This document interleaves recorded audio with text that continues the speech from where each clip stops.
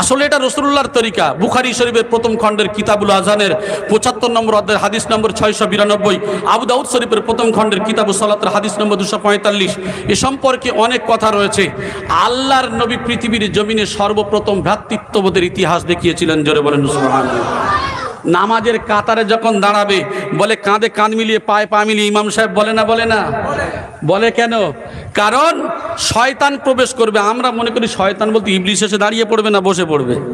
ইবলিসের খেয়ে দেয়ে কাজ নেই। এখানে নিজের মধ্যে যে অহংকার, দাম্ভিকতা রয়েছে।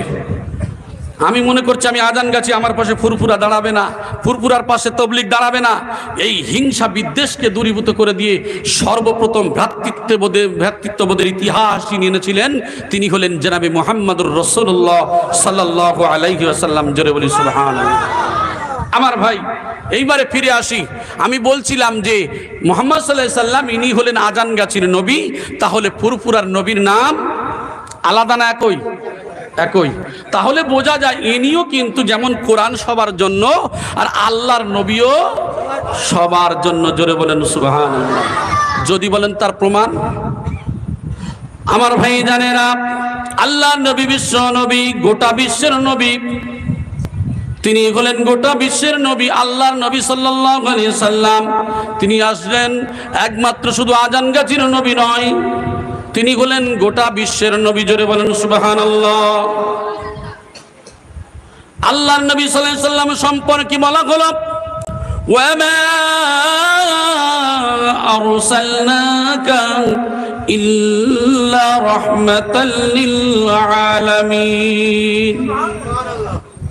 আয় আমার হাবিব, আমি তোমাকে পাঠালাম গোটা বিশ্বের জন্য রহমত স্বরূপ করে, দয়াময় করে। আল্লাহ বলছেন, আয় নবী, আমি তোমাকে পাঠালাম গোটা বিশ্বের জন্য করুণাময় করে, দয়াময় করে। জোরে বলেন সুবহানাল্লাহ। আল্লাহ তো এখানে বলতে পারতেন আমি তুমি আজান গাছির নবী করে পাঠিয়ে দিয়েছি, আমি তোমার একটা দল, একটা সিলসিলার নবী করে পাঠিয়েছি। না না, নবীকে পাঠানো হলো গোটা বিশ্বের জন্য। জোরে বলেন সুবহানাল্লাহ। ও আমার ভাই জানেরা, শুধু তাই নয়, আল্লাহ পাক রব্বুল আলামিন আল্লাহর নবী তাকে যে পাঠানো হলো গোটা বিশ্বের জন্য করুণাময় করে, দয়াময় করে। আল্লাহর নবী কিসের জন্য আসলেন, কেন আসলেন? সূরা সাবার আয়াত নম্বর 28 আল্লাহ জানিয়ে দিলেন, ওয়া মা আরসালনাকা ইল্লা কাফাতাল লিন্নাসি বাশীরাও ওয়া নাযীরা ওয়ালাকিন্না আকসারান নাসি লা ইয়ালামুন। আয় আমার হাবিব, আমি তোমাকে পাঠিয়ে দিলাম গোটা বিশ্বের জন্য সুসংবাদদাতা ও সতর্কীকরণ করে। জোরে বলেন সুবহানাল্লাহ। গোটা বিশ্বের মানব দিগকে সুসংবাদ দেবে এবং সতর্ক করবে। এখানে বলা হয় নাই যে একটা দল, একটা সিলসিলাকে তুমি দাওয়াত দেবে। এখানে বলা হলো গোটা বিশ্বের মানব জাতির শুধু নয়, গোটা বিশ্বের জন্য তোমাকে পাঠালাম সুসংবাদদাতা ও সতর্কীকরণ করে। কাদের জন্য সতর্ক বার্তা? শুধু কি আজান গাছি, শুধু ফুরফুরা, শুধু তবলিগ, শুধু আহলে হাদিস? না, ওয়ালাকিন্না, কিন্তু আকসারান নাস, অধিকাংশ মানুষেরা লা ইয়ালামুন, তারা জানে না। যারা জানে না তারা তো অজানার কারণে অন্যায় করবে। নবী তাদেরকে তুমি সতর্ক করো। জোরে বলেন সুবহানাল্লাহ। তাহলে অজানা মানুষদেরকে জানানোর জন্য আল্লাহ পাক রব্বুল আলামিন আল্লাহর নবীকে পাঠিয়েছিলেন। কথা বুঝতে পেরেছেন না পারেননি? এইবারে চলে আসুন। তাহলে আমরা যারা স্টেজে ওঠার পরে আমরা বলি আজান গাছি হলো বিদাত, ও উঠে বলে ফুরফুরা হলো বিদাত, ও উঠে বলে তবলিগ হলো বিদাত, ও উঠে বলে আহলে হাদিস হলো বিদাত। তো এ যদি বিদাত হবে, ও যদি বাতিল হবে, এর যদি বাদ দিয়ে দেবে, তাহলে আল্লাহর নবী আসলেন ওই পথ ভোলা মানুষদেরকে, কুপথগামী মানুষদেরকে সুপথগামী করার জন্য। যারা জানতেন না, অজানার কারণে অন্যায় করেছেন, নবী তাদেরকে ভালোর জন্য, ভালাইয়ের জন্য তিনি দাওয়াত দিয়েছিলেন।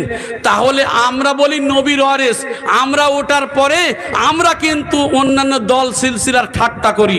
তাহলে নবীর ওয়ারিস বলে মনে হয়? বলে এগুলো হয়? আমরা নবীর ওয়ারিস বলে মনে হয়? আরে নবীর ওয়ারিস হলে তো নবী আনা কাজ করবে। নবী যেমন গোটা বিশ্বের জন্য দাওয়াত দিয়েছেন, কোন দল কোন সিলসিলা নয়, নবীর কাজ ছিল বিশ্ব মানবকে কল্যাণ করা। জোরে বলেন সুবহানাল্লাহ। আমি যে কথা বললাম, আজানগাছি রহমাতুল্লাহ আলাইহি তিনি এখানে কেন মজলিস করতে আসলেন? আপনারা জানেন এখানে মজলিস করেছে, আপনাদের কাছে চাঁদা নিয়েছে বলে মনে হয়? নেয়নি। কারণ নিয়ম আছে, পদ্ধতি আছে, সেগুলো আমি পরে আসছি।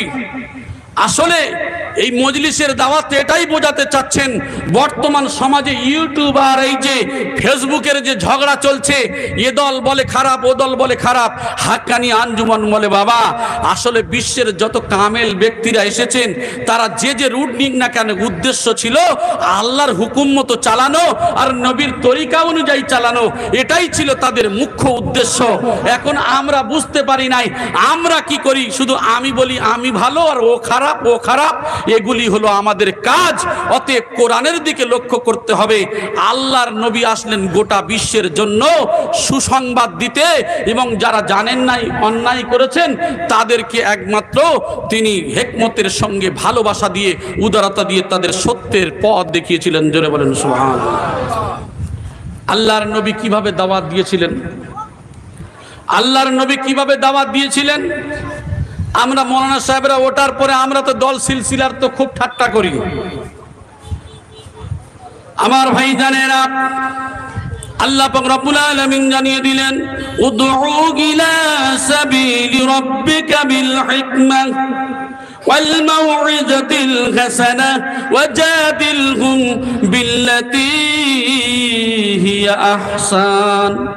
উদউ, তোমরা ডাকো, ইলা সাবিলি রব্বিকা, তোমার স্রষ্টার দিকে, তোমার রবের দিকে, আল্লাহর দিকে ডাকো। কেমন করে ডাকবে?